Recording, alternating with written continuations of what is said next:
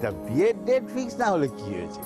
তার আগে যদি উনি কাজটা ঠিক মতো সেরে ফেলতে পারেন তাহলে ক্ষতি কি?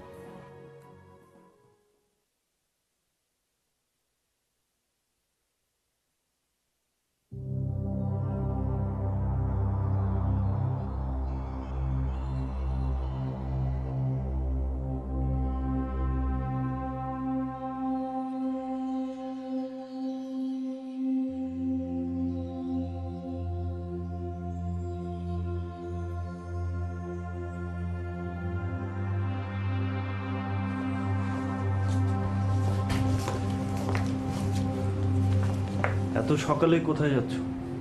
তোমার মামার বাসায়। কেন? এমন করে প্রশ্ন করছো যেন কিছুই জানো না। রুমি, আমি তোমাকে বলেছিলাম তোমার উপর নির্ভর করবে আমার ডিসিশন।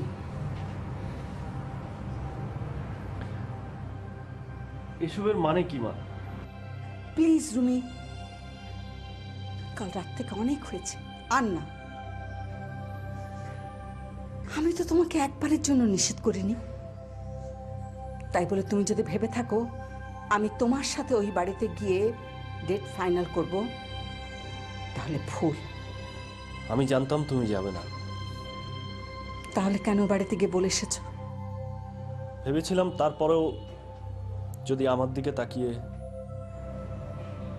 হ্যাঁ রুমি, তোমার দিকে তাকিয়ে আমি যা করেছি স্রেফ তোমার দিকে তাকিয়ে।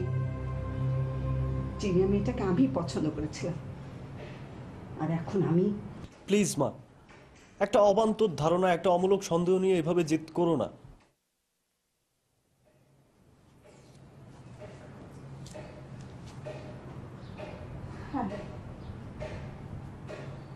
অবান্তর, অমূলক, কিন্তু সেদিন যদি আমি এই অবান্তর অমূলক ধারণার উপর জেদ করতাম, তাহলে তাহলে অসময়ে তোমার বাবাকে হারাতে হতো না।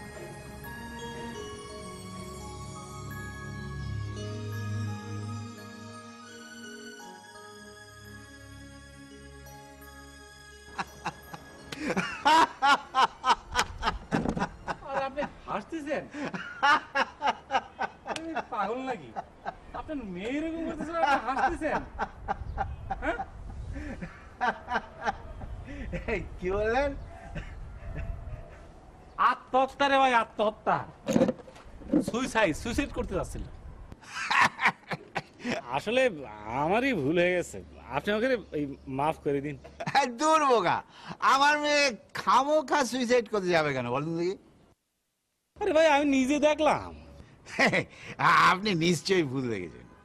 ভুল হতে পারে, এই যে আপনাকে দেখছি, আপনার মতো বাপ আমি জীবনেও দেখিনি, এটা মনে ভুল হয়েছে আমার।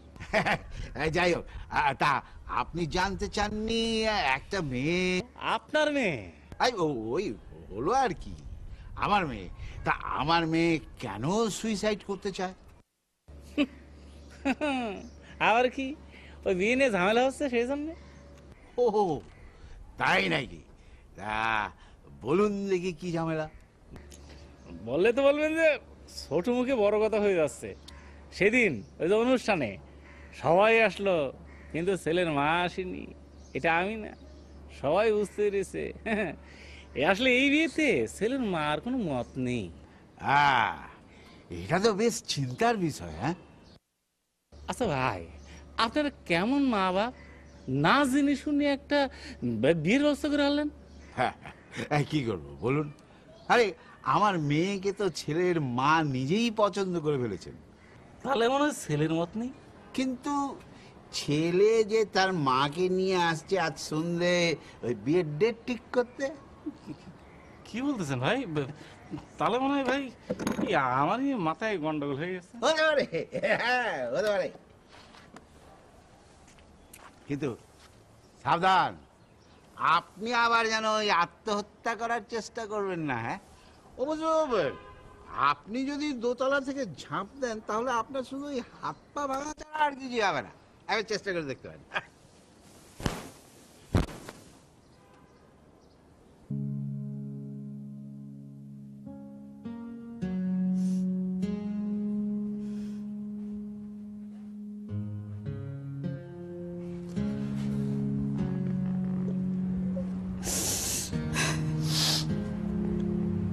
মা,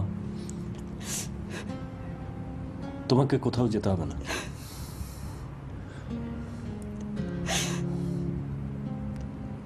আমি তোকে নিয়ে সবচেয়ে বেশি ভয় পাই রুমি।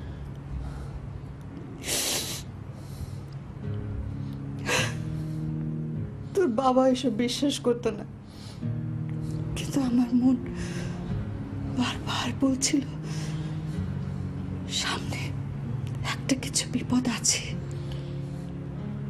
মা, আমি নিজেও যে বিশ্বাস করি না। কিন্তু অ্যাক্সিডেন্ট তো হয়েছিল, তোর বাবাকে তো আর আমি ফিরে পাইনি। মা,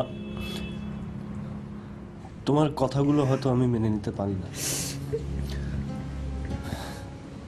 আমি তোমাকে অনেক ভালোবাসি মা।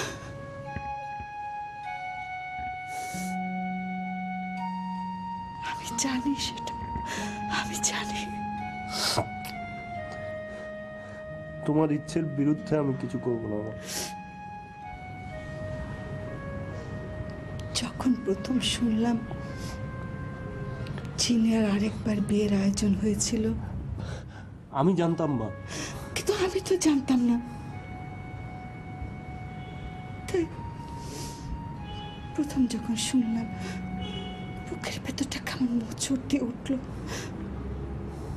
তারপর ভাবলাম এমন তো হতেই পারে, এমন কি হয়েছে? এমন তো নয় যে মেয়েটার বিয়ে। মা, আমি তোমাকে, কিন্তু যখন জানলাম ছেলেটা মারা গেছে,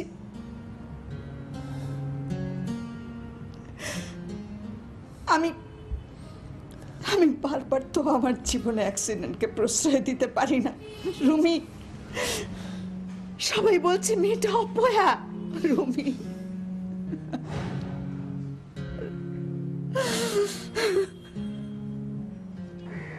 না, কি মনে হয় এইখান দিয়ে ঝাঁপ দিয়ে মরা সম্ভব? আমার তো মনে হয় সম্ভব না।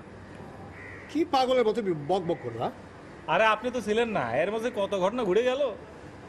তোমার সাথে কিছু হয়েছে নাকি? না, হয়নি, কিন্তু এখন মনে হচ্ছে যে হবে। মানে আপনি তো ছিলেন না কালকে ওই যে মেয়েটার বিয়ে, সে তো এখান থেকে ঝাঁপ দেওয়ার চেষ্টা করেছিল। কি সাংঘাতিক! তাহলে তো এখানে কাজ করা যাবে না। এই যে আপনার একটা দোষ, কথা না শুনে বাঁ হাত ঢুকিয়ে দেন। এই কথাটা শুনবেন তো? আর কি শোনা যাচ্ছে? না না, ঘটনা হচ্ছে কি, এই কথাটা আমি ওই মেয়ের বাবাকে বললাম, সে শুধু হাসে। কিন্তু এখন মেয়ে দেখতেছি না, এখান থেকে মরা সম্ভব না। তাহলে আর কি, মরতে চাইনি, কিন্তু ঝাঁপ দিতে চেয়েছিল। আরে কি মুশকিল, ঝাঁপ দিলেই মরতে হবে নাকি? তা অবশ্য ঠিক, কিন্তু ঝাঁপ দিতে কেন চাইলে এটা বুঝতে পারতেছি না। তোমার অত বেশি বুঝে কাজ নেই, অত বেশি বুঝলে ব্যবসা হবে না, বুঝলে? কাজে হাত দাও। আচ্ছা, মেয়েটা কি আমাকে দেখানোর জন্য এসব করলো নাকি? হ্যাঁ, হতে পারে, কিন্তু আমাকে সব দেখে কি লাভ? কি বলতে চায় মেয়েটা? সেটা তুমি মেয়েটাকে জিজ্ঞেস করো। ভাই, আমার কি মনে হয় জানেন? কি? মেয়েটা মনে হয় মনে মনে আমাকে লাভ না ভালোবেসেছে। এই তুমি চুপ করো তো, কাজ করো কাজ করো। প্রেমে পড়েছে মন, প্রেমে পড়েছে অচেনা এক পরদেশি, পাগল করেছে। মা, আমার এখন নিজের উপরেই নিজের বিরক্তি হচ্ছে। আমি জানি কতটা কষ্টের মধ্যে তুমি আছো। এটা কি শুধু কষ্টের? আমার সমস্যার তো কোনো সমাধান নেই।